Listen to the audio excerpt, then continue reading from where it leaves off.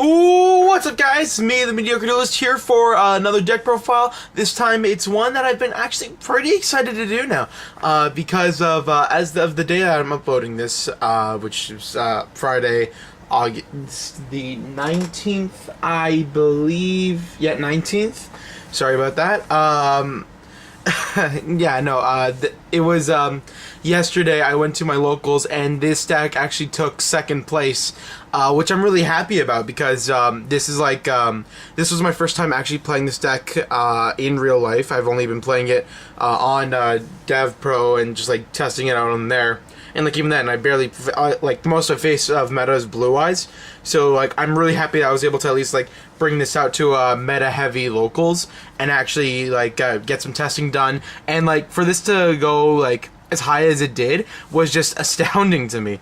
But, yeah, no, the second place, Palezoc, deck profile. Yeah, it's just, I still can't believe it, that's why. My matchups were, I went 2-0 versus a Galaxy friend of mine. You know him as Richard Stewart. He was the guy who also got the, I got the Yusenju deck profile from, like way later back on from this channel.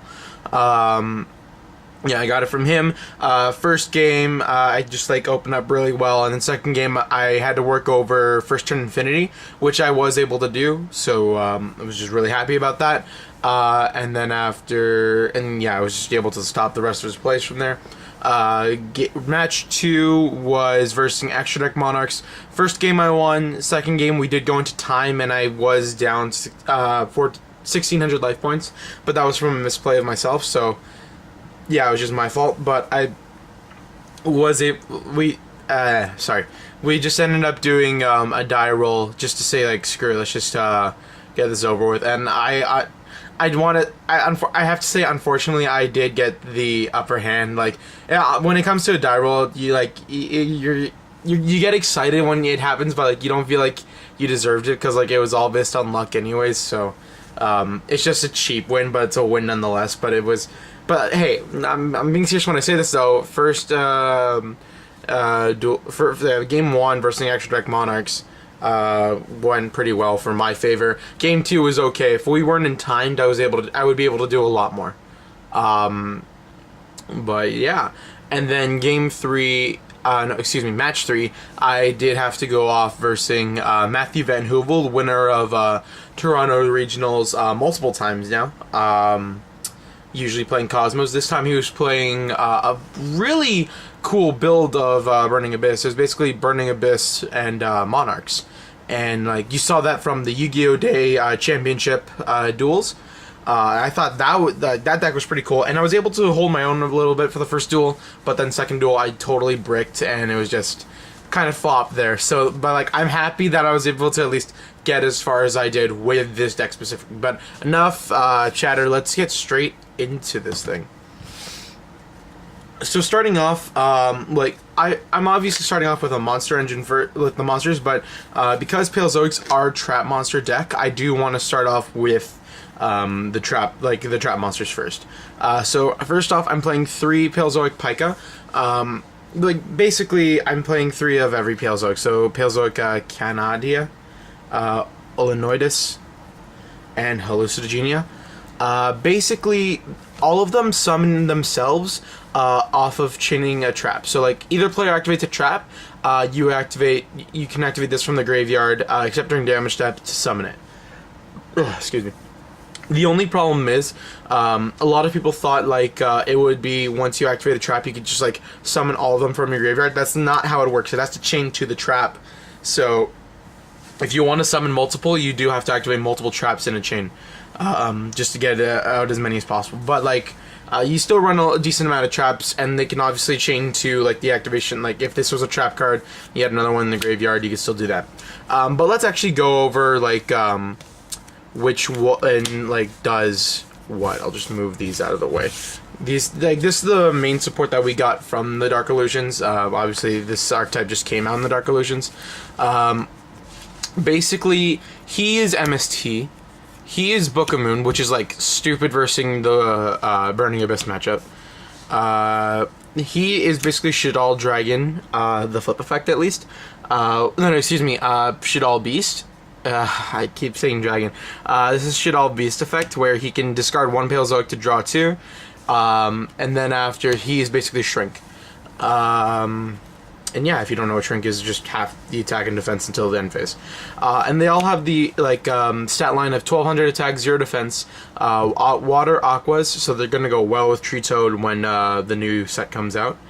And also, they're all normal monsters, but they have this special effect with them that comes from the trap, that they're unaffected by monster effects. So for those who hate pendulums as much as I do, like Kieran, you just don't have to worry about Kieran hitting you. You don't have to worry about Dark Destroyer hitting you. You don't have to worry about a lot of things hitting you. And that's what I just freaking love about this thing. Yeah, you don't have to worry about Erebus or stuff like that. It's just, they're all pretty cool. Alright, going on to the real monsters now. I've got one copy of Raiden just to help mill out my stuff a little bit easier.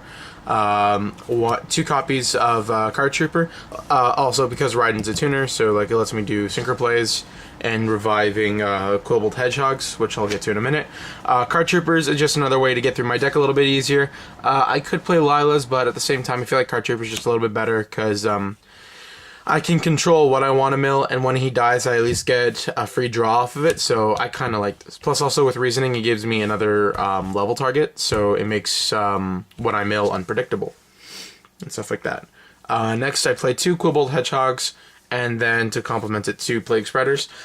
This is basically a really cool rank 2 Xyz engine. I don't know if you guys saw it before, but basically it would be, you have at least Plague Spreader or another tuner out like Raiden, and then you have Quillbolt, and then you just can keep making Xyz monsters because Quillbolt has the effect of it when it's in the graveyard and you have a tuner on the field, you just summon it back, but when it leaves the field, banish it. But since it goes as Xyz material, it technically doesn't leave the field, so then as you detach it, it just goes straight back to the graveyard, and then as long as you have Plague Spreader still out, you can just like keep spamming it back out onto the board. This plus Iron Wall just makes it stupid, because then you can even go into some more synchro plays with that. And then to round it off, the monster is just 1 card E. Next, going off into spells, I play 3 Pot of Duality, and then I'm contradicting myself from the Toon deck profile, but I do play 2 Card of Demise. I picked these up recently because it's just, it's such a good card, and I kind of need it for this deck to run, but like, I didn't want to pick it up mainly because I know Ban the Season is coming around, and like, if it gets hit, like, if it goes to 1, I'm fine with that, because then at least I can put 1 in here, 1 in the Toons, like, I could live with that. Sorry, I'm just trying to fix the camera. Like, I can do that. But if it gets banned, then I just wasted, like, money for no reason. So, life sucks at that point. But yeah, like, this just helps to cycle through the deck. You could play 3 Demise and 2 Duality if you wanted to. I just like this better, personally, because of banless reasons. But yeah, it does just the same thing. And then for the last draw card, I got one Day of Peace. Because again, you're playing a lot of trap monsters or trap cards, like, you need to stall a bit in this deck. And then finally, 1 Monster Gate and 1 Reasoning to help dump out your Palezocs into the graveyard. Next, I am playing for traps 3 Reckless Greeds, just a way to cycle through the deck. 3 Storming Mirror Force. You could play Drowning, or no, you could play Drowning if you wanted to. I don't feel like Quaking would be as good in this deck. Like, if you're going to play, like, a Mirror Force, it's either Drowning or Storming. I just happen to have Stormings because it's more cheaper out of all 3 of the 3 of those options. And, like, Blazing, unfortunately, isn't good this format, and regular Mirror Force is not good this format unless you have Dark Law out. So, like, that I just have to opt with that. Next, I'm playing 2 Iron Wall. That protects my Palezoics from their effects. I did forget to mention this. If a Palezoic, when it's summoned from the graveyard by its effect, it's banished when it leaves the field next time. So, while it can be used as a Xyz material and it will be still sent to the graveyard off of that, if your opponent attacks over them, they do get banished. So you can't like keep spamming them over and over again, unfortunately. So that's why you have these out, so that way they'll send to the graveyard, and then this also complements the Plague Spreader and the Quillbolt.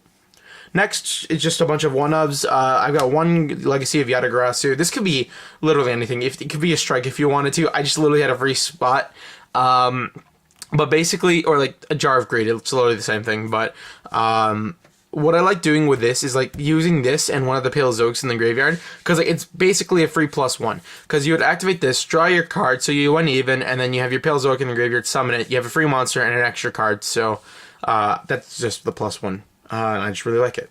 Next, I've got 1 breakthrough for Monster Gate and Reasoning, and even then, still good, okay if I draw it. 1 Bottomless.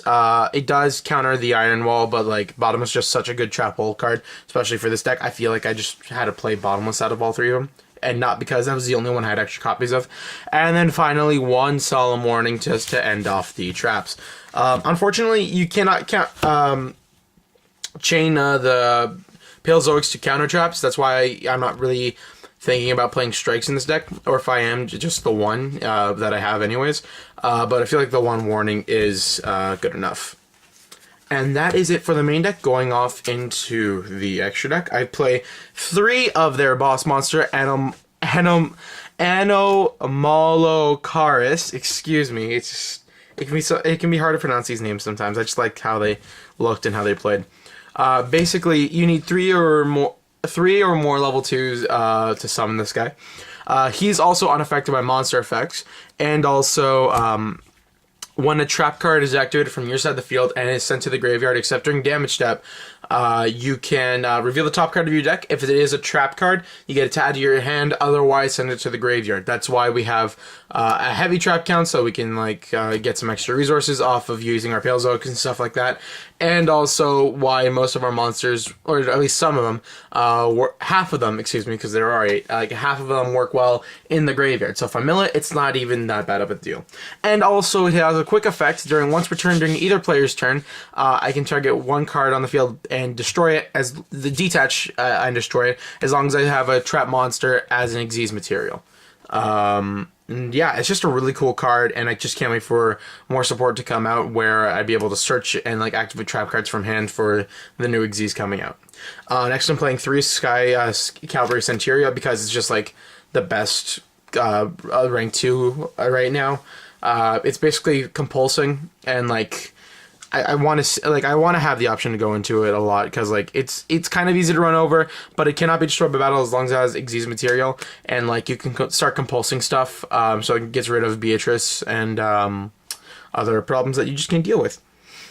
Next, I play 1 Cat Shark and 1 Gachi. These 2 could literally be anything, because Gachi I'd never really used, and Cat Shark I was thinking about using a couple of times, but like never really opted to go into it. But basically, Cat Shark lets you help OTK. Gachi's technically supposed to help you defend, but like it doesn't give any of your trap monsters the boost because they are unaffected by other monster effects. So like there's no real point. Like I'd get rid of the Gachi at the least. And then finally I'm playing 1 Utopic Future. Yeah, because like you'll have extra rank 2s left over, so it's just good to go into, because also you have a problem, you have a small problem getting over like really huge monsters. That's another reason why I have Sky Cavalry in here for, so you can like take an opponent's Dark Destroyer and just start doing the piss. I don't know. Going off into synchros, I play 1 Herald of Arclight. It's just really easy to bring out because Plague Spreader and Quillbolt again. Really sorry about this, guys. No, that's crooked. Okay, there we go. Sorry about that. Yeah, I play the 1 Herald for that because like it's just a free negate. I play a 1 Charge Warrior. It just helps me go through my deck a little bit more. And also, I would be playing Clearwing if I had it, but unfortunately, I do have to proxy a Stardust for now. So, like, you do what you gotta do. I play 1 Goyo because it's probably one of the best level 6 synchros right now in the game.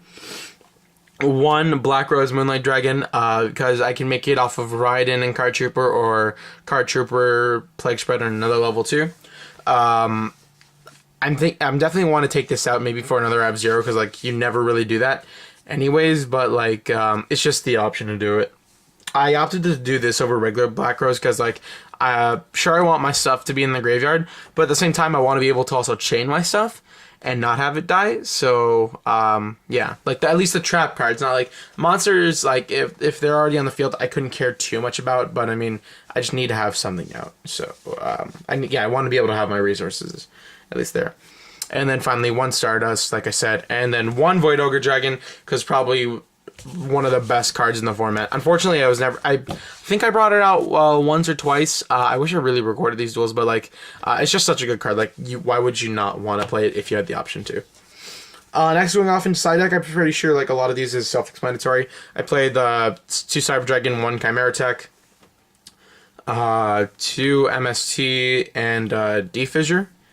For Japs, I played 2 Typhoons, 1 Anti-Spell, because that's all I have. I really wish I had 2. 1 Skill Drain, and then 1 Soul Drain. These 2 are really good.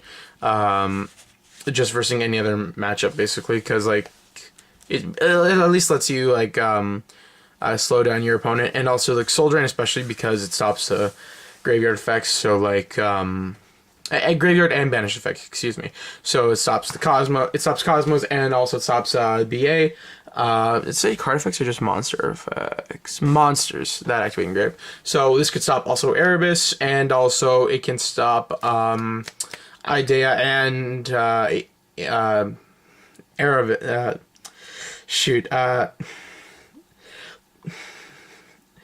Idea and Eidos, whatever it was. I haven't played Monarchs in a while. Like I've literally faced the guess. I'm sorry, guys. Just 2 Mind Crush, and then finally 2 Shadow Imprisoning Mirror. You could play Lightning Imprisoning Mirror if you wanted to. It could basically be the same thing, if not better. I'm not actually. It might be better this upcoming format because of ABCs coming out. So, and you don't want their effects going off. So having Light Imprisoning Mirror might be better coming up. But like for now, I just opted to play Shadow. And that is it for the deck profile, guys. So please tell me in the comment section below if you liked this deck. Like, what was your thoughts about it? And any changes that you would have for this deck. And yeah, just any thoughts, anything like that. Any card discussions you guys want me to be talking about. Any decks that you want me to be doing, I'll do my best. If you want to see more duels with this deck, I'll happily bring this again to my locals next week. And yeah, it's me, the Mediocre Duelist, signing off.